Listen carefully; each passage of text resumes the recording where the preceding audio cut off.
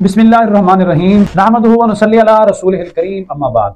नमाज जुमा से पहले और बाद की जो सुन्नतें हैं ये सुन्नतें मुअक्कदा हैं। सुन्नत मुअक्कदा होने का मतलब ये है आप अलैहिस्सलातु वस्सलाम ने इन सुन्नतों को कभी तर्क नहीं फरमाया।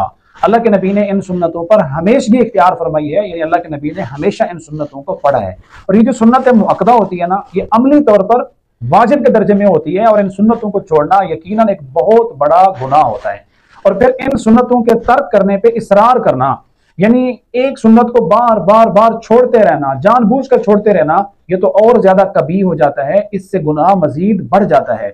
और अगर किसी सुन्नत को हल्का जानते हुए, मामूली जानते हुए किसी सुन्नत के मुतालिक ये कह देना, जैसा कि सुनने में आता है और बाज लोग कह भी देते हैं, यार मैंने छोड़ी तो सुनते ही है, यार है तो सुन्नत ही, नऊज़ बिल्लाह मिन ज़ालिक।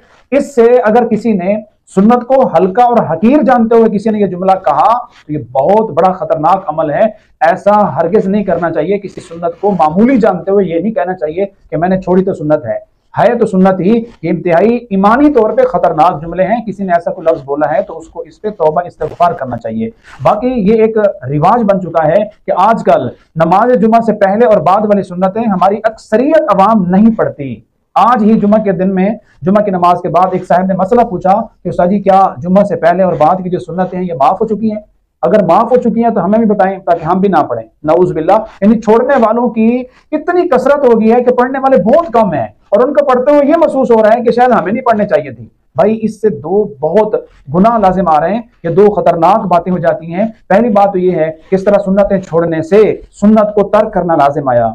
सुन्नत को छोड़ना ये बहुत बड़ा गुनाह है। अल्लाह के नबी ने फरमाया अलैकुम बिसुन्नती, मेरी सुन्नत को लाजिम पकड़ो, मेरे तरीके को इख्तियार करो, मेरी सुन्नतों के ऊपर चलो।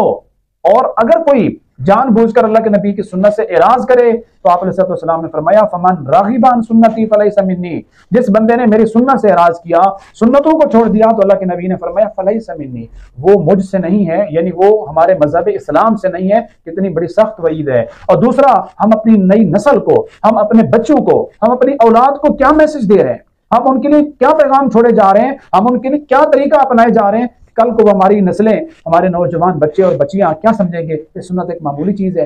सुन्नत को छोड़ना उनके लिए आसान हो जाएगा। तो उलमाए किराम ने लिखा है कि अगर कोई नफिल को छोड़ देता है तो अगले दिन उसके लिए सुन्नत को छोड़ना आसान होगा। अगर किसी ने सुन्नत को तर्क कर दिया फिर एक टाइम ये भी आएगा कि उसके लिए फर्ज को छोड़ना हल्का और मामूली बन जाएगा। इसलिए अपने आप को कोशिश करना चाहिए कि हम नफिल भी तर्क ना करें।